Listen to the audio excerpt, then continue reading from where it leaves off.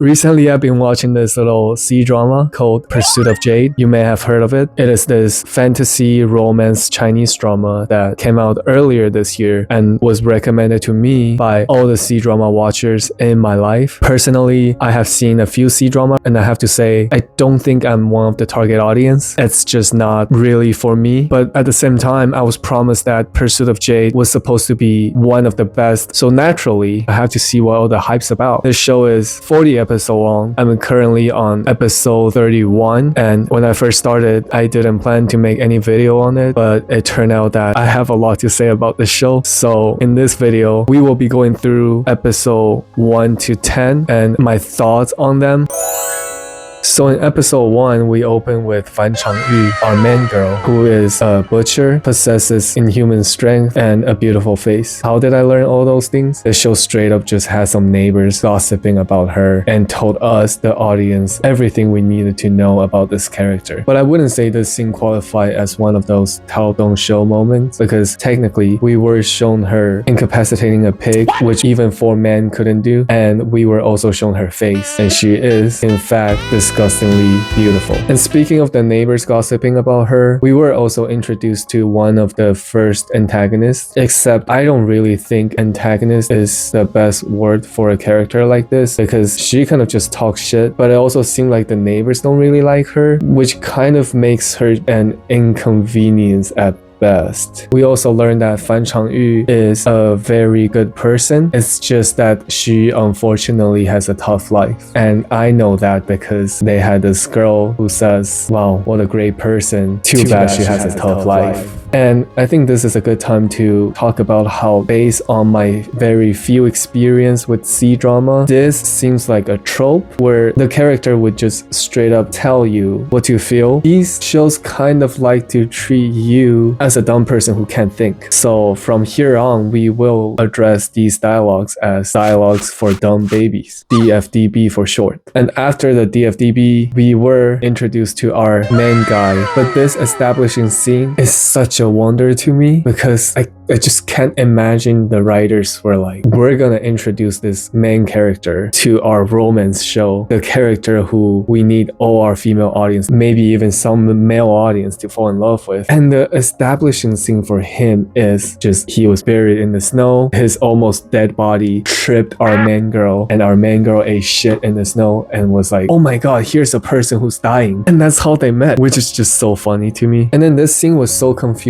when I first watched it, because when she dug him up, he was wearing like normal clothing, but pretty soon after, when he was talking about what happened to him, we were shown this flashback where he was wearing this very fancy armor when he collapsed in the snow. And the continuity there just bugged me so much, because they had to go through this whole thing where he has to hide his real identity from her, and we can't have her figure out who he really is based on the armor he was wearing. So when she found him, he was wearing normal clothes, but when he collapsed, he was wearing an armor. But then in episode 8, did address the problem here, which was he collapsed in the snow wearing the armor, but then he woke up. To escape his enemy, he jumped into a waterfall, fell down into a river, and then the river washed him up here. And somewhere in that process, he took off his armor off screen, which is fine, but then it made the next scene so much weirder, because there were some assassins who were going after him, and then they said that they tracked his blood trail here, and this is where the blood trail ends. So you meant to tell me that you guys tracked his blood trail through the river, and then the place where he got washed up is where you guys lost the blood trail. It doesn't make any sense to me. If it makes sense to you, please do explain it to me. After that, we were introduced to a new character who looks like this. That motherfucker back there is not real! And the reason he looks like this is because there was some casting issue, I think, and then the production crew had to recast the original actor. And to not waste too much time and money for reshoot, they kind of just AI'd the new actor's face on the old footage. This person does look very weird, and I just thought that more people needed to know why. And then we had the moment where the main guy woke up and the main girl saw him, and they had this like instant crush, which is like also very normal for these Chinese romance drama. They just like, oh my god, he's so fine. Oh my god, she's so attractive. And that's about how deep it goes, really. But then to me, the weakest part would be the end. All of the C-drama I've watched had this issue where in episode 1 or 2, we had this very artificial moment, and then they like play this very emotional, sometimes epic music, and it's like this moment that was shared between our main guy and main girl, even though we don't really know either person. But then because of the music, we were cued to feel something about them, and it really doesn't work for me because I cannot be emotionally invested in a character unless I feel like I know them. It just doesn't feel earned, and that was the scene our first episode ended up on.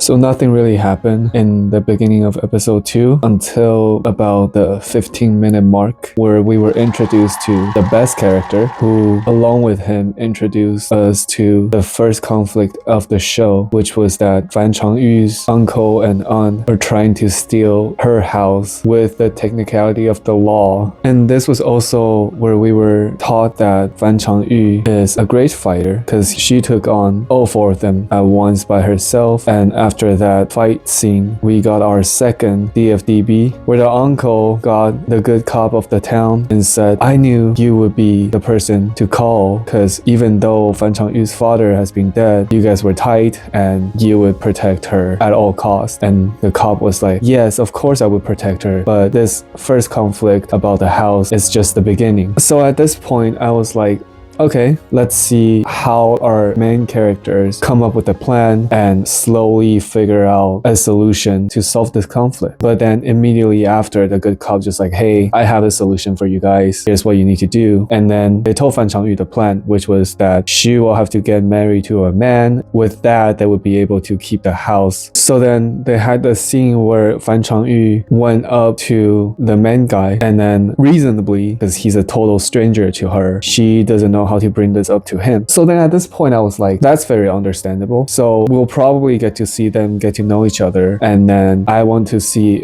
what encouraged her to pop the question to him, because it is a very awkward question to ask a stranger. Let's see what the progression of that arc is gonna be and how he's gonna find out about this conflict and the solution. And then immediately after, she didn't ask the question, and then she just walked downstairs, and like a normal human being, she started talking to a pig, and he overheard her and he just agreed. He's like, yeah, I'll marry you. She never asked, by the way. He just overheard her, and then he's like, yeah, I'm down. And that's how the second episode ended.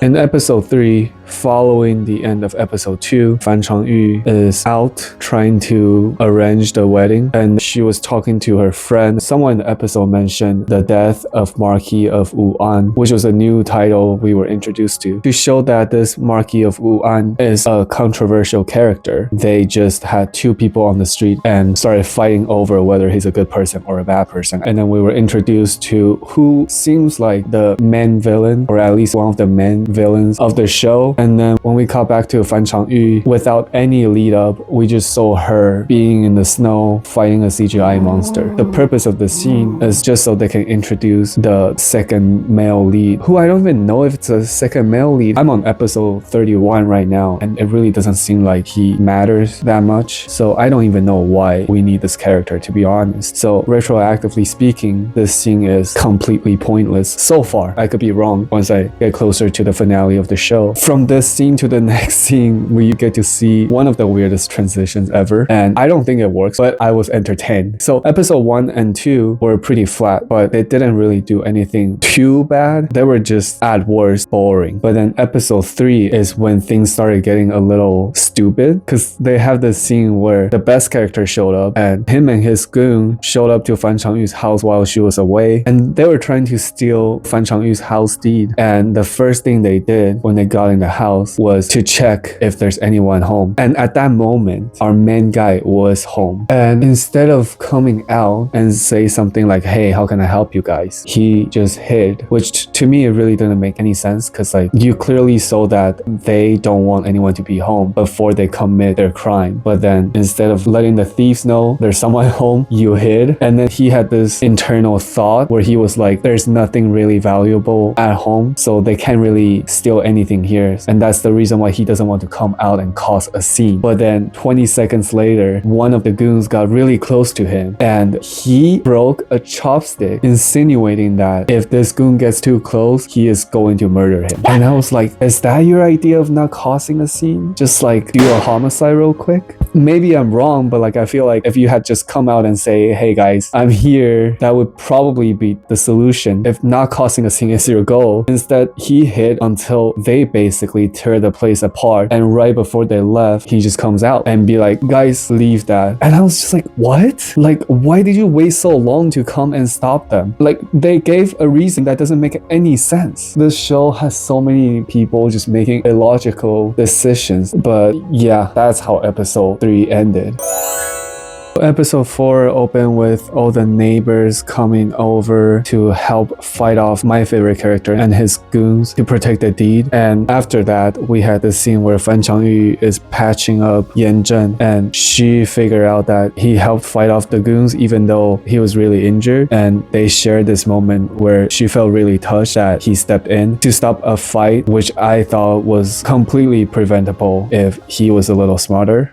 But despite all my complaint, they did have a very good frame over here, and I appreciate that. After that, we had this really long, dragged out scene where Yan Zhen was helping Fan Changyu prepare what to say during court, and this scene was about 12-minute long, but later on we found out that nothing they prepared really came to use. So basically we had 12 minutes of nothing, and then during the scene they humiliated AI Face for the 3rd time, which I'm not really complaining because he is a little bit annoying. Also in this episode we had a scene where he was shown to be able to make some money out of things he writes, and he bought off this little jewelry thing that she sold earlier in the story, and he didn't want her to find out. And we had the scene where he was hiding that from her and she was hiding a lingerie from him, and this whole scene was just a 3-minute joke. And then they got married, and during the wedding the AI Face showed up again and they publicly humiliated him for the 4th time. And also for the 2nd time she walked into him changing, and she said to herself, oh my god, I keep forgetting that there's some guy in my house, even though this was like right after they got married. And before she entered the room, she was just talking to her neighbor about him, about how she's gonna go up there and interact with him. I just feel like every time they try to explain something, they actively just made it more confusing, and this seems like a very consistent thing that the show is doing so far, and that's how episode 4 ended.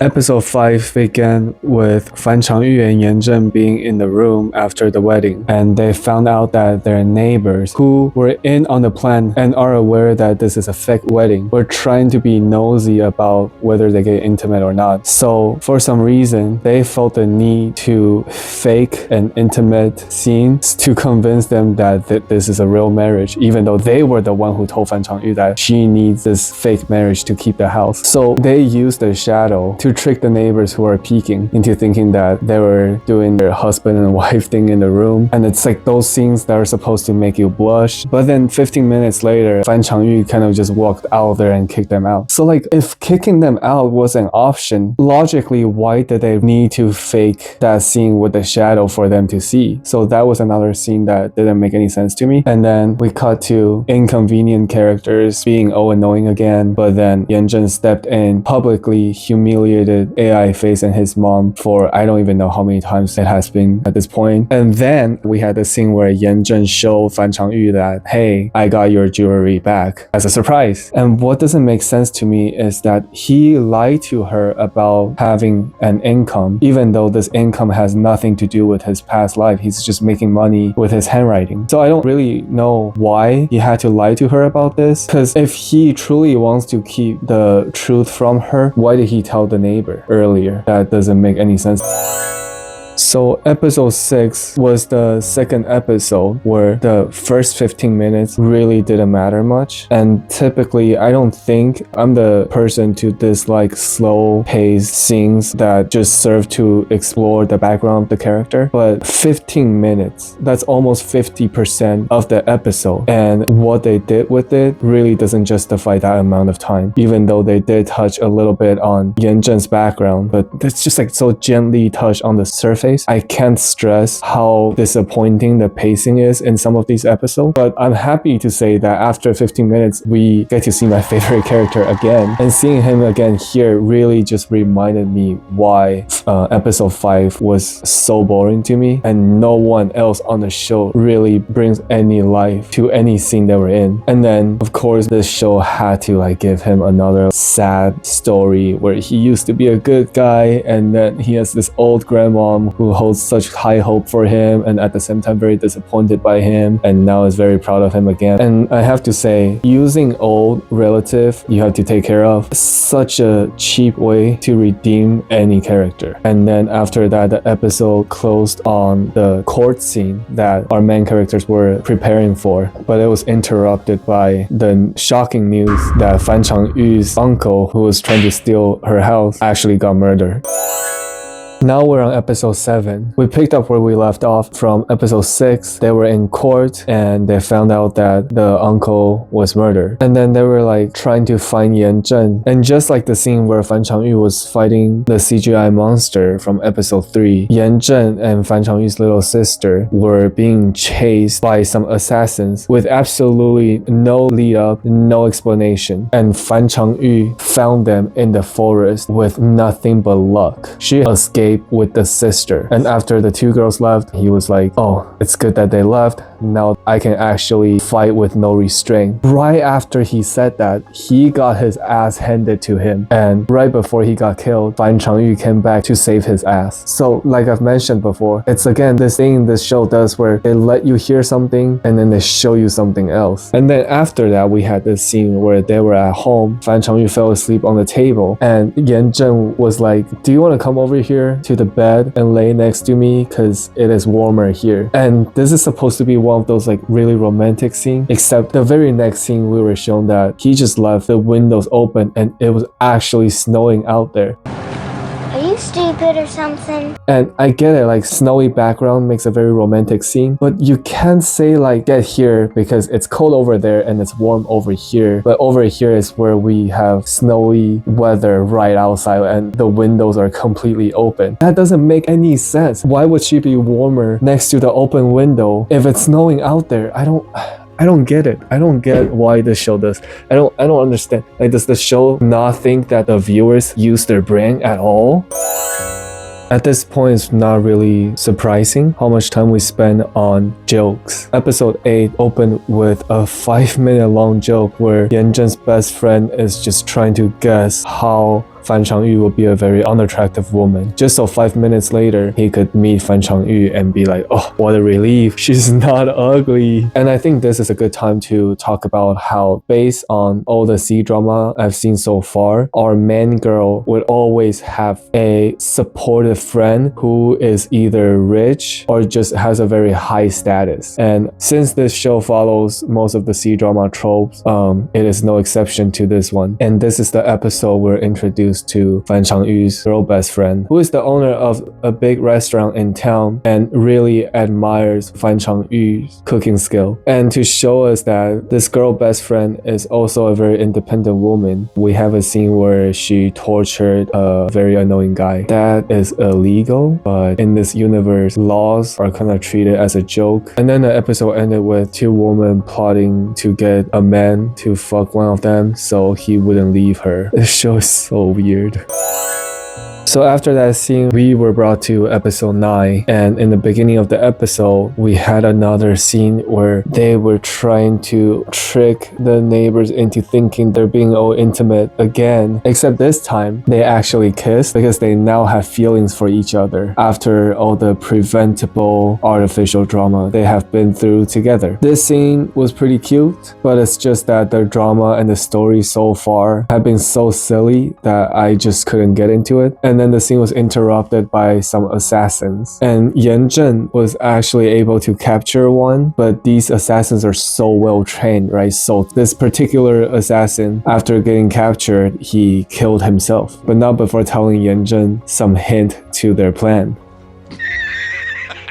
He was like, I know I'm gonna kill myself right now, but let me just tell you something about our plan so you can go investigate. This was actually so stupid though. And then because of all the noise, the character who Fan Changyu ran into in another episode showed up and started investigating the crime scene. In this scene, he found out that Fan Changyu was paying respect to the Marquis of Wu'an, which I forgot to mention was illegal in this universe, and that's why she had to do it so secretly. And so this is the part where we get to see what consequence she gets for breaking the law now that she's caught. But then the guy just let her go because laws, again, are kind of a joke in this universe. This is another thing that C-dramas seem to like to do, is when they want a character to be a good guy or a good girl. When they want a character to be good, they just give him the superpower where they can tell right from wrong. Like Fan Changyu in this scene is the one who's breaking the law, yet this guy just knew that since she's our main character, she must have a reason, and it's really not a big deal that she broke the law, so I'm just gonna let her go. And then this guy started investigating Yan Zhen because he started to suspect that him and the Marquis of Wu'an are the same person.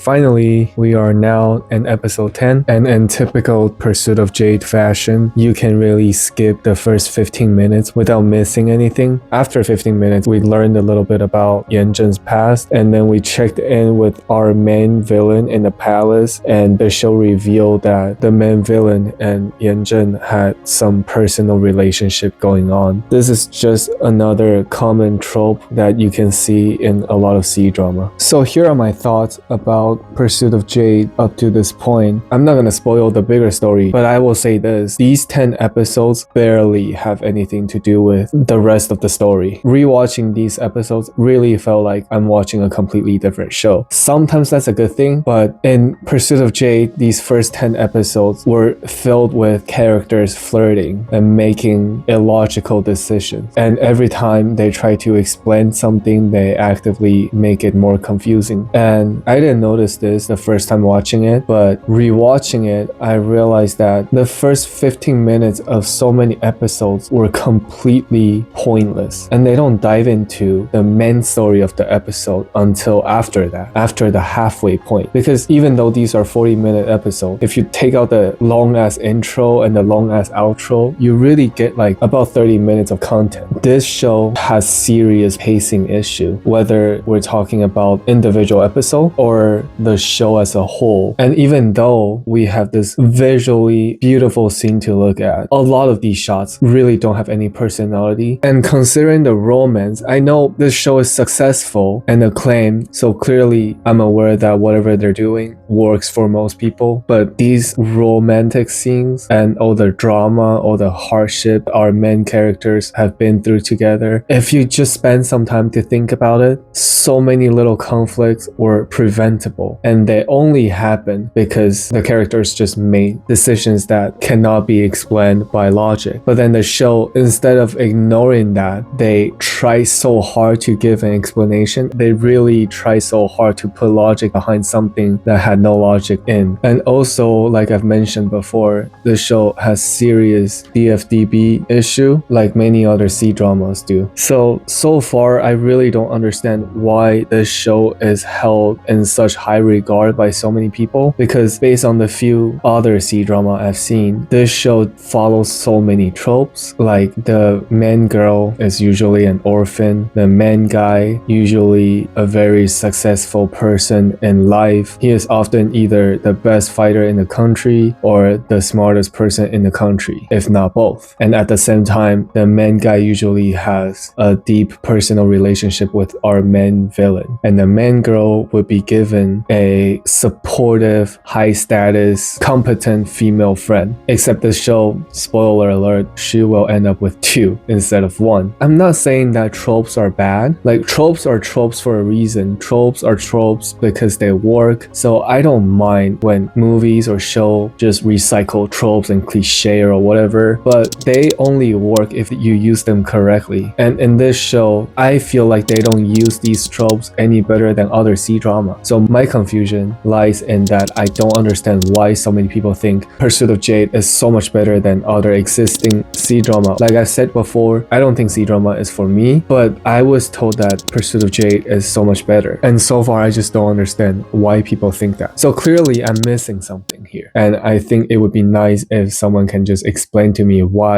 particularly is this show better or even one of the best. And those are my thoughts for Pursuit of Jade episode 1 to 10.